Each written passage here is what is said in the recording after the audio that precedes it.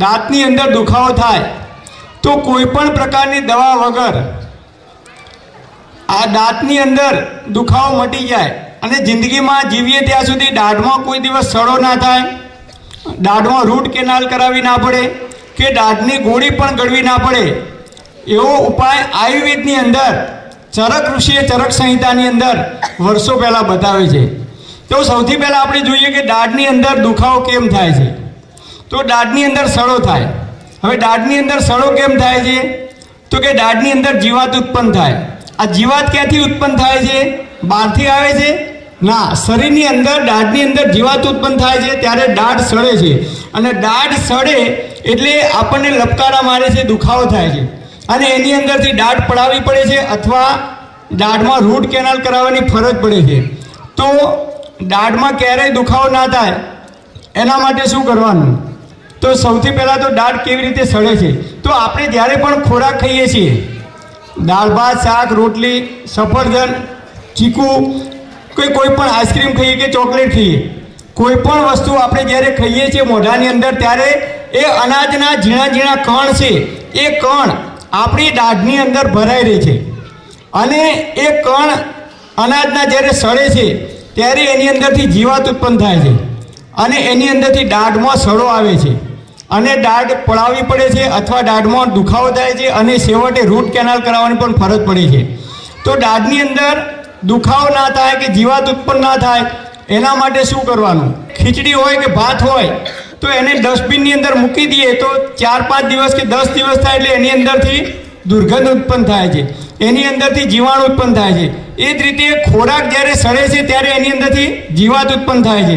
તો દાઢની અંદર ક્યારેય દુખાવો ના થવા દેવો હોય તો એક વાત યાદ રાખજો, કોઈ પણ પ્રકારની આપણે વસ્તુ ખાઈએ કે તરત જ મોઢું સાફ કરી દેવાનું।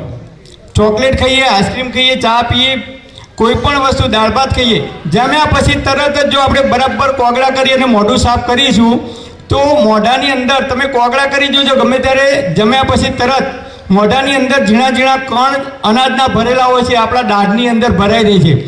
એ કણ જો બહાર નીકળી જશે, ક્યારેય કણ નહીં ભરાય તો અનાજ સડશે નહીં, અનાજ નહીં સડે તો દાઢમાં ક્યારેય દુખાવો થશે નહીં। હવે બીજો ઉપાય છે, દાઢની અંદર અચાનક દુખાવો થાય તો શું કરવું? તો દાઢની અંદર દુખાવો થાય તો ફટકડી લાવવાની, ફટકડીનો ટુકડો 1 ગ્લાસ પાણીની અંદર નાખી 2-3 વખત ચમચીથી હલાવી દેવાનું, પછી એ ફટકડીનો ટુકડો બહાર કાઢી દેવાનો અને ફટકડીના પાણીથી મોઢાની અંદર કોગળા કરવાના।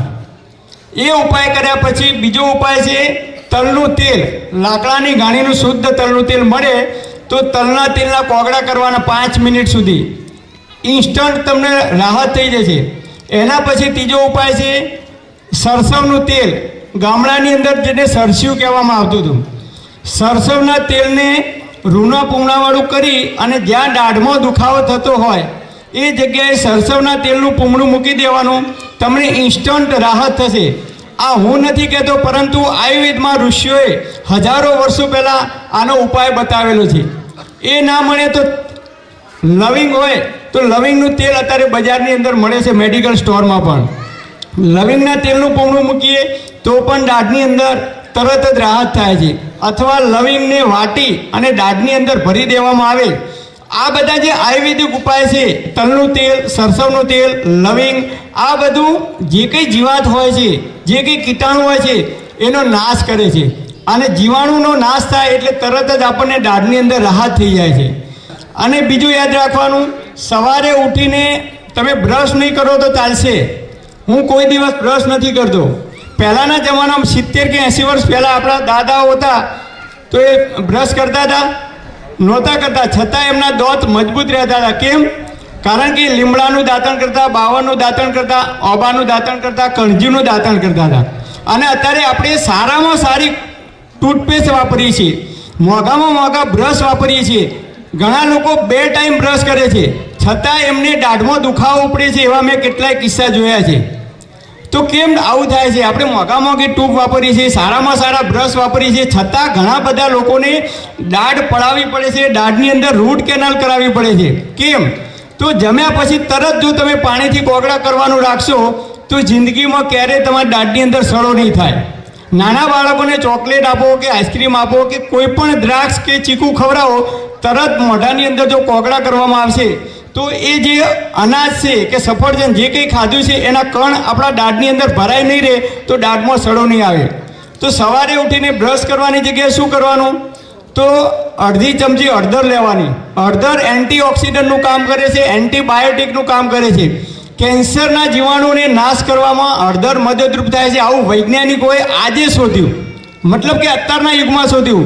હજારો વર્ષો પહેલાં ભાગવત ઋષિએ અષ્ટાંગ હૃદય નામના ગ્રંથની અંદર હળદરનો ઉલ્લેખ કરેલો છે કે કેન્સરના જીવાણુને નાશ કરવામાં મદદરૂપ થાય છે. તો સવારે ઉઠી અડધી ચમચી હળદર લેવાની, સિંધવ મીઠું લેવાનું, સફેદ મીઠું નહીં, એની અંદર ચપટી સિંધવ મીઠું નાખવાનું, અને તલનું તેલ હોય તો તલનું તેલ અથવા સરસવનું તેલ બંનેમાંથી ગમે તે તેલ લઈ એની પેસ્ટ બનાવી દેવાની અને દરરોજ સવારે મોઢાની અંદર લગાવવામાં આવે તો જિંદગીમાં ક્યારેય દાંત દુખશે નહીં કે દાંત પડવાનો પણ પ્રશ્ન નહીં થાય, મજબૂત થશે. તો આપ સૌ મોટી સંખ્યામાં અહીંયા ઉપસ્થિત થયા એ બદલ આપ સર્વેનો ખૂબ ખૂબ આભાર. ચાલો ઉઠીને સંમતિ કરજો.